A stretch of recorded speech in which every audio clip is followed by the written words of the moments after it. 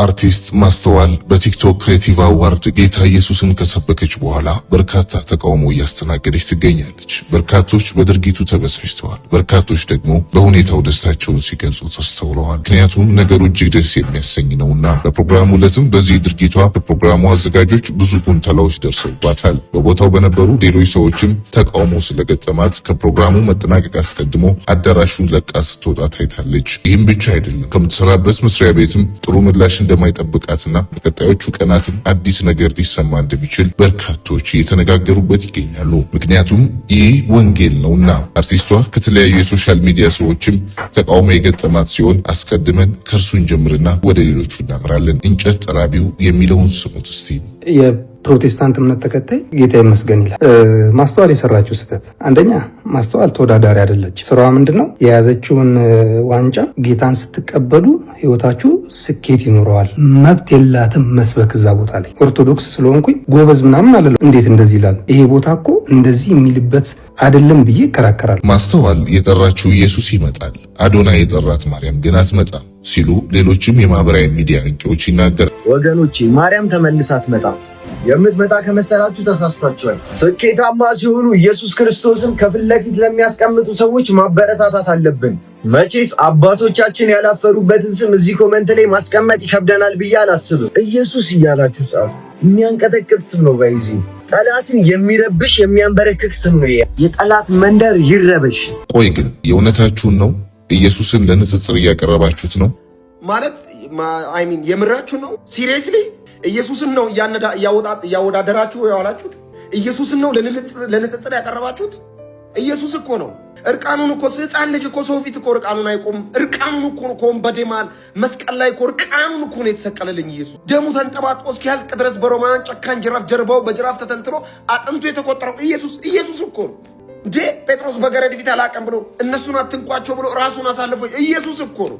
ምራቅ በፊቱ ያስተናገደው ኢየሱስ እኮ ነው። የሰማይ የምድር ፈጣሪ ፍጥረት ሁሉ በፊቱ የተገለጠለትን አምላክ አይኖቹን በጨርቅ ጨፍነው በቡጢ የመቱ ማን ነው የመታ ብለው እኮ ያላገጡበት እኮ ነው ኢየሱስ። በጲላጦስ ፍርድ ወንበር ፊት እኮ ለኔ ሲል እኮ ነው የቆመው። አይሁድ በየሸንጎ ሲዘባብ ለኔ እኮ ነው ኢየሱስ። ሲሪየስሊ እያወዳደራችሁ ነው ኢየሱስ። ስሙ ለምን ተጠራ ብላችሁ ነው?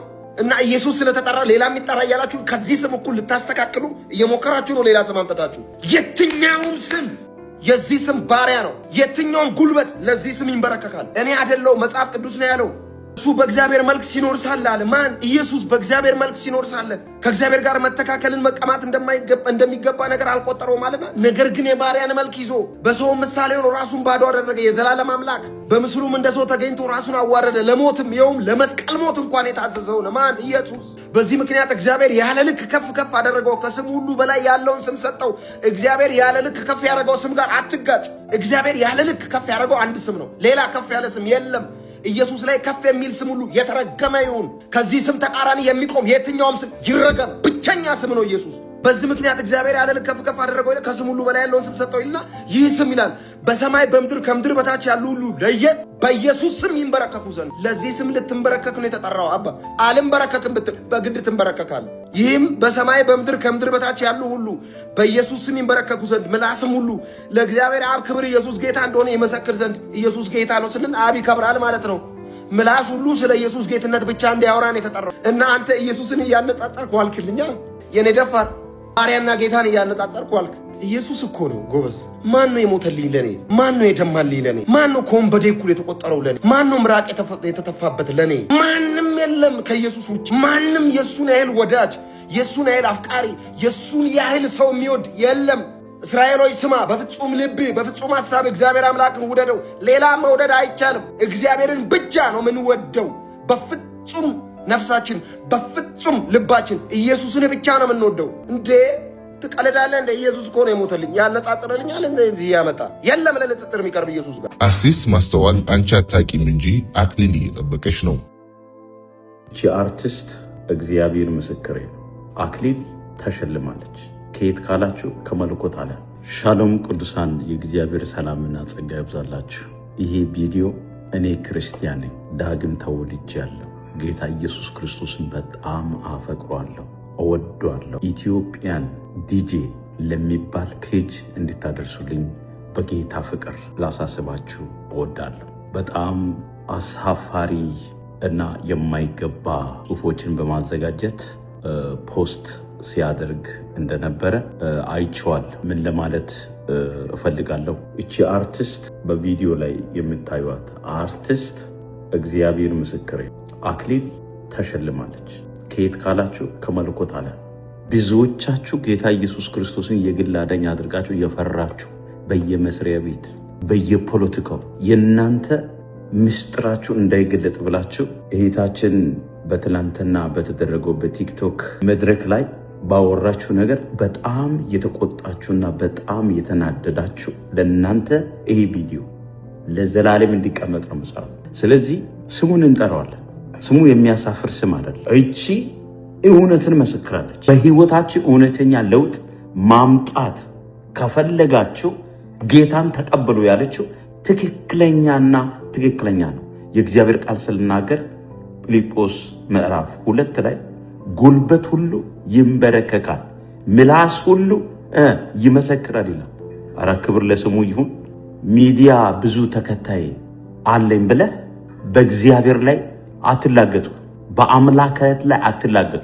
እይታችን ማስተዋል ግን በሰማይ አክሊል ተሸላሚ ናት። ይህ ጀግንነት ነው እንጂ ስህተት አይደለም። ትልቅ ስራ ሰርታለች። እሺ እንቅጯን እናውራ።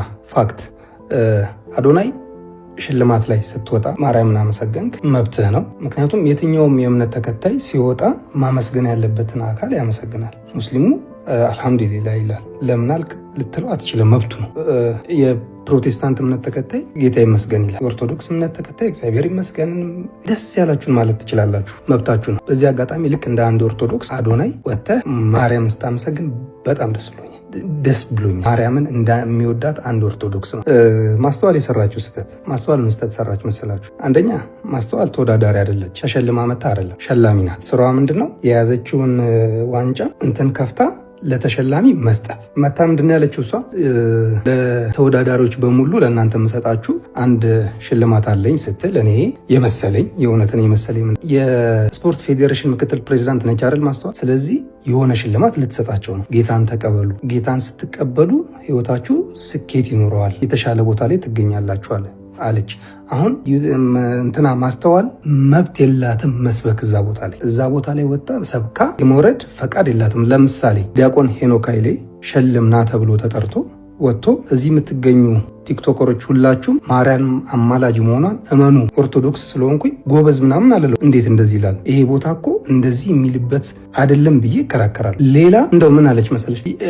ጌታን ተቀበሉ፣ ስኬት እንዲኖራችሁ፣ በህይወታችሁ ስኬታማ እንድትሆኑ ጌታን ተቀበሉ አለ። ያንቺን ጌታ ለመቀበል አዶናይ ያንቺን ጌታ አልተቀበለም፣ አለው የራሱ ጌታ። ስኬታማ ሆነ እኮ በቃ 4 አዋርድ መኪና ምናምን። ምን አይነት ስኬት ነው ትፈልጊው ከዚህ በላይ? በቃ ይሄ ልጅ ስኬታማ ሆኗል፣ ያንቺን ጌታ ሳይቀበል። እንደው በሌላ አማርኛ ነውና አንዳንዴ የት ቦታ ላይ ሆኜ ነው ይህንን ነገር ማስተላለፍ ያለብኝ የሚለውን ነገር ትኩረት ልታደርጉ ይገባል። እኔ እዚህ ጋር መጥቼ የፈለኩትን መናገር መብቴ ነው። ጌታን ተቀበሉ ማለት ሌላም ነገር መናገር መብቴ ነው። ቤታችሁ መጥቼ ግን እንደዚህ ማለት መብት የለኝ። ማስተዋል የተናገረችው ወንጌል ትክክለኛ ቦታ አይደለም ብላችሁ ታስባላችሁ? ይህ ነው መቼም እኔ ወንጌላዊ ነኝና፣ ግን ደግሞ ይህም ባለበት ሁኔታ ማስተዋል ያወራችው የተናገረችው ወንጌል ትክክለኛ ቦታ ላይ ነው ብዬ አላምንም።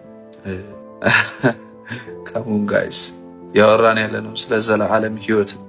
ሰምቶ አለመቀበል ደግሞ ይቻላል። የኛ እምነት እንደምታውቁት ምንም አይነት የአስገዳጅነት እንትን የለውም። በዶክትሪንም ደረጃ በልምምድም ደረጃ የለውም። ኢየሱስ ክርስቶስ ብቸኛ መንገድ፣ ህይወት፣ እውነት እርሱ ነው። ከእርሱ በቀር በእርሱ በቀር ወደ አብ የሚመጣ ማንም የለም። ሰው ይህንን ስም ሰምቶ ብቸኛ የህይወቴ አዳኝና ቤዛ እርሱ ነው ብሎ ካልተቀበለ የዘላለምን ሞት ይሞታል። የትኛውንም አጋጣሚ ተጠቅሞ ይህንን እውነት መናገር ያኮራል። ማስተዋል አሸናፊ ሆና ተጠርታ ሳይሆን እንደዚህ ብላ ነው። ለምን እንደዛ ታደርጋለች ሲሉ ሰዎች ሰምቻለሁና ለዘላለሙ ለመጥራት ይቻላል። ከዛ በኋላ ይህን ስም በመናገሯ እቺን በማለቷ ምክንያት ለዘላለሙ ለመጥራት ይቻላል። እሱ ቀላሉ ቅጣት ነው። ከዚህም በላይ ቅጣት ቢያስቀጣ ችግር የለውም። ጸጋ ይብዛልሽ።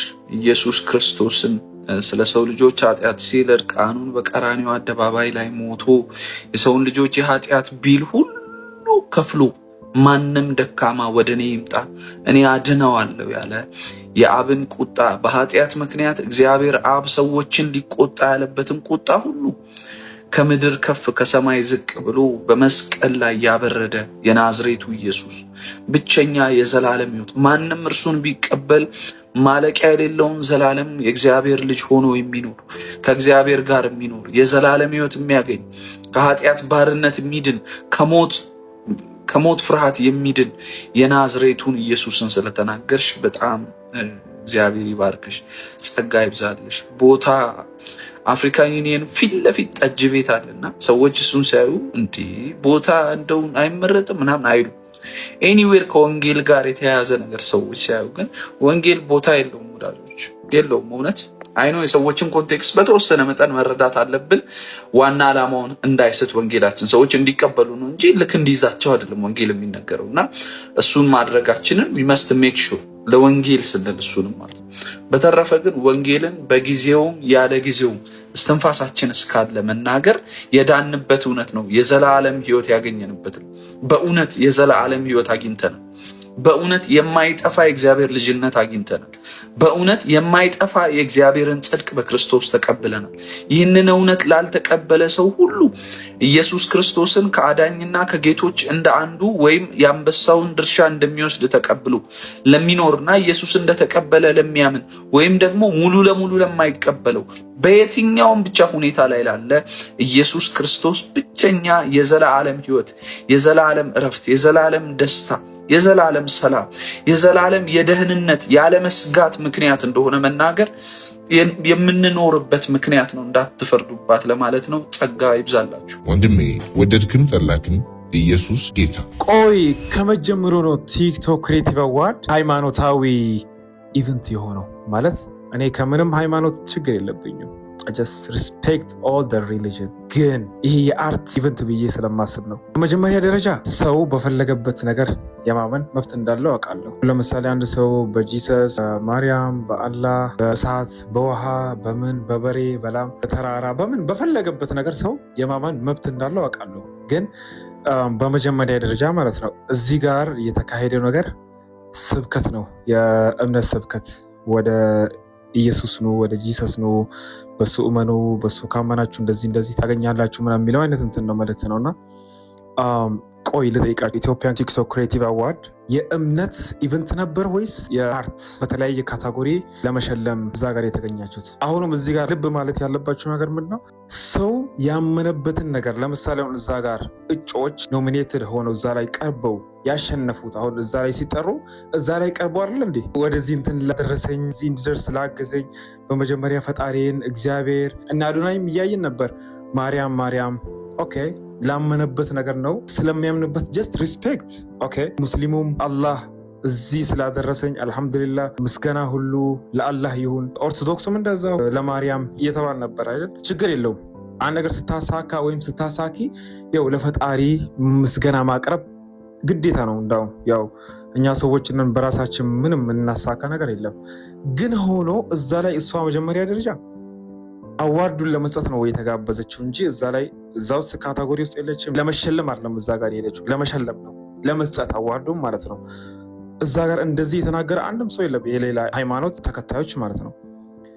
አሁን ነው በአንድ በኩልም እቺ አርቲስቷ የአዲስ አበባ ስፖርት ፌዴሬሽን ምክትል ፕሬዚዳንት ምናምን እንደዛ አይነት እንትናት ቫይስ ፕሬዚዳንት እና የመንግስት አካል ሆና እንዴት እዛ ላይ ይሄ ጥያቄ ያለኝ ቲክቶክ ክሬቲቭ አዋርድ ኮሚቴዎች ለነሱ ኢቨንቱ የምን ነበር? ሃይማኖታዊ ነበር? እኛ አላወቅንም ነበር እንደዚህ ትንሽ ይሄ ነገር እስቲ ያው በሌላ እንትን እንዳትዩት በጥላቻ ምናምን አይደለም። እስቲ ቢ ፌር ይሄ ነገር ትክክል ነው ብላችሁ ታስባላችሁ? እስቲ ኮመንት ላይ ሳውቁኝ።